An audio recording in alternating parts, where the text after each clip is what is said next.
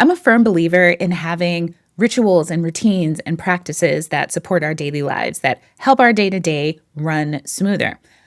But it's also important to recognize that sometimes when we're in different seasons of life, different times of year, that the patterns and habits that we had that were working for us before may not work for us anymore. So today, I want to talk about how I'm finding balance in my business and my life right now.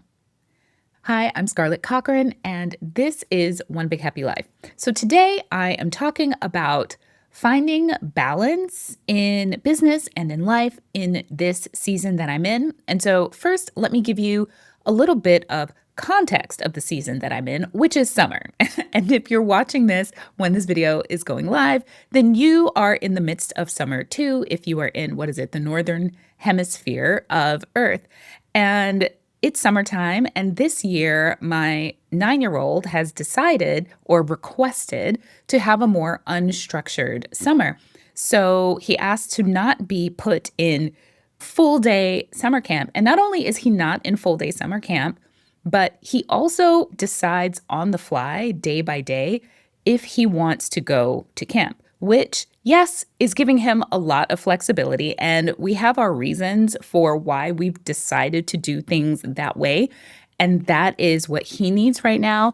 And so that is what's best for our family right now. But what it's not best for is my own schedule, because normally I'm the kind of person who likes to plan my entire week at once. I might even plan up to a week and a half in advance and decide these are the exact blocks where I'm going to get all these things done. I'm also really used to having generally a typical kind of 8-hour workday because, yes, even though I'm an entrepreneur, that doesn't always mean that I work fewer hours. And yes, there have definitely been periods, especially over the last couple of years, where I've worked a much shorter schedule where it might only be, say, 5 hours a week or something like that. That is not the phase of business that I'm in anymore. I'm definitely in a growth and building phase in my business. And so it is strange to me to not have the dedicated blocks of time that I usually have to get things done. So I find myself in this season of needing to figure out how to get things done in a way that works with a very unpredictable schedule. And even on the days when my son has camp, I am frequently there with him. I'm sitting there on the sidelines because he's in a tennis camp. We've become a very tennis obsessed family. So he's in a tennis camp, and he frequently gets very frustrated when he's not able to hit the ball however he wants to. So I'm there to help him cope emotionally and work through all the different skills that he's learning to cope with his big emotions, especially with something like tennis that can be incredibly frustrating, where one day your game is great and then the next day you can't hit the ball the way you were hitting the ball the day before. So even on the days where I theoretically have bigger blocks of time to work, I actually don't, because my attention is divided between the work that I'm doing, but also just paying attention to what my son is doing in the camp. So how am I dealing with these things in my life right now? So one of the things that I'm doing right now is really rethinking how I'm working and how exactly I want my business to look going forward. Now, I've always believed in structuring your work in a way that fits your life. And this is even back before I was an entrepreneur, back when my very first job, which was an active duty Marine, even from those days, I would pay attention to the demands of my job and pay attention to the demands of my life. And back then I was a single mom, and I would pay attention to those friction points where they didn't align. And I would start thinking about, well, for my next job, my next position, what do I want that to look like? What do I need it to look like in order to be able to show up in my life the way that I want to? So even before I was an entrepreneur, these were the kinds of questions that I would ask myself, and I would purposefully look for jobs that would give me the kind of flexibility that I needed, which is great because there are many times in my life where I've really needed a lot of extra flexibility. Like when my daughter decided to leave traditional high school and actually start college early. She started college at 16 and she couldn't drive. And so she needed to get to campus 3 days a week. She just needed a parent to be more present. And luckily, I found a job. Again, I was a practicing lawyer at the time that allowed me to be home 3 days a week so that I could be there for her. And now I'm an entrepreneur, so I get to choose my own schedule. I get to choose what my work looks like. And I've chosen that flexibility on purpose because I like the kind of life that having that kind of flexibility creates. But even with my own business, it's very easy to build my business the wrong way, build my business in a way that doesn't support that kind of flexibility and that kind of freedom. And frankly, I've definitely done that in the past. And that is something that I'm working to fix in my business right now. So again, the question becomes, how do I make sure that I'm structuring my business in a way that helps me do the kind of work that I want to do, work with the kind of people that I really enjoy working with, while also having the flexibility that I need in my schedule to accommodate whatever season of life I find myself in, because the season of summer will end and Reeves will go back to school, but also that will allow me to make the income that I need to make in order to support my family and my lifestyle. And I call this building a sustainable, life-proof business. And it's the core of everything I do inside of my business coaching programs. And it's a topic that I'm going to be covering in depth in this month's free business coaching session. So if you haven't signed up for those yet, you absolutely should. The link is in the description box. And also you can go to onebighappylife.com/grow. I'm going to be talking about how to build a sustainable, life-proof business this month. So be sure to sign up because yes, there are ways that you can plan and structure your business, your offers, who you help, how you help them, how you grow your audience in a way that also allows you to have the life balance that you need. So that's number one, right? Making sure that the work that I'm doing is done in a way that can actually support my life and the flexibility that I need. Number two is that I have had to embrace a more flexible approach to planning. Like I said, normally the way I plan my week is I would sit down on Sunday, I'd look at what's coming over the course of the next week, I'd block everything into my calendar. I love time blocking so that I know what I can get done, what I can't get done. And typically, I would often work in big blocks of creative chunks. So outlining a video, I might spend 2 or 3 hours outlining a single video all in one giant block in my calendar. Well, not only can I not predictably say what Tuesday or Wednesday or Thursday or Friday of any given week will look like, but I also don't know how big a time block I can have most days, except for there are certain times when I can. So when Joseph is off of work or in the mornings before Reeves wakes up. So those blocks are still there, but I'm also now working at different times than I used to work, which again requires a lot of flexibility. So how can I make sure that I'm up at 6 a.m.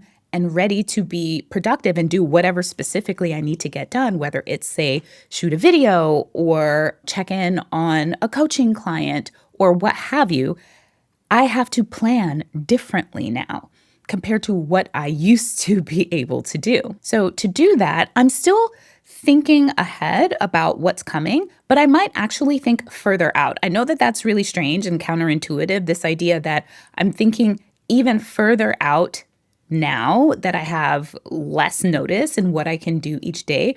But part of that is about prioritizing because I want to make sure, because I have less time, because my time is less concentrated as well and kind of broken up throughout the day, I want to make sure that I'm really prioritizing what matters, which means looking at what's coming both in my business and in my life over the next 3 to 6 months to see, well, is there something that I need to be making sure that I'm laying the groundwork for right now? And frequently, the answer is yes. Life things. What trips do we have coming up? So for example, Again, we've become quite the tennis family. So Alexis and I, we're on a tennis team that won the North Carolina state championships. So now we're representing North Carolina in the sectional championships. Joseph, his team in South Carolina, yes, we play out of both North and South Carolina. They won the South Carolina state championships. And then he is also representing South Carolina against North Carolina, but not against us because he plays men's doubles and we play women's doubles, but in a completely different state. So his will be in Georgia, ours will be in Alabama. So we've got those trips coming up. And so we've got to plan for that. And what do I need to have in place? What do I need to order? What do we need to pack? All of those things, I don't want to wait till the week of because I don't have giant blocks of time. I want to make sure that I'm thinking through, well, over the next 3 to 4 weeks, what do I need to get done each week to make sure that we are ready for this thing that's happening a month or 2 months from now?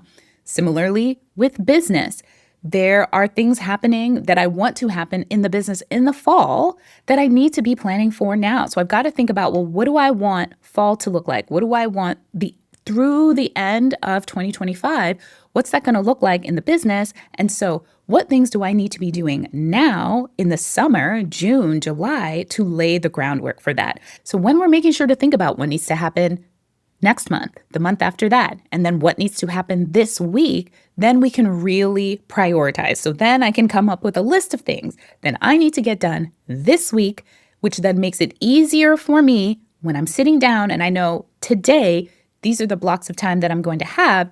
It's easier for me to plug in exactly which things I want to work on now. And then to also know, well, if I don't work on this today, that means I need to work on it tomorrow or the day after that or the day after that. So somehow I'm going to have to figure out how to get this in this week, or else it's going to cause that domino effect that will make me not able to do the things that I want to get done months from now.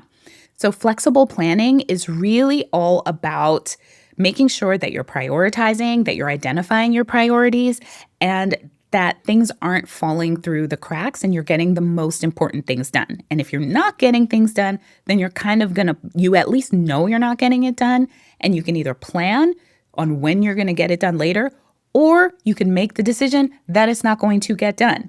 Which brings me to the third thing, and maybe one of the most important things that's helping me find balance right now, which is letting some things go. It's recognizing that not everything is going to get done and not everything needs to get done. And also, not everything is going to get done perfectly, which is a really important life lesson that I find myself truly trying to internalize in my 40s. I am one of those people where in job interviews, when they asked, what is your biggest flaw? I would say it's perfectionism. And I know that that is this eye roll answer, but it is the truth. I would be so hyper perfectionistic, so thorough that it could frequently take a long time to do things, right? That's something that happens to me a lot, especially in my business, because I want things to be just so that it slows me down. It wastes a lot of time. And also, the other downside of perfectionism is that nothing ever feels good enough until you've spent so much time just working and reworking that you're like, all right, this is really, really good. But in that time, you could have gotten so much more accomplished had you not focused on trying to make everything absolutely perfect and just actually be okay with things being good enough, taking, that getting to that 80% that takes 20% of the time, which would then allow you to get more things done.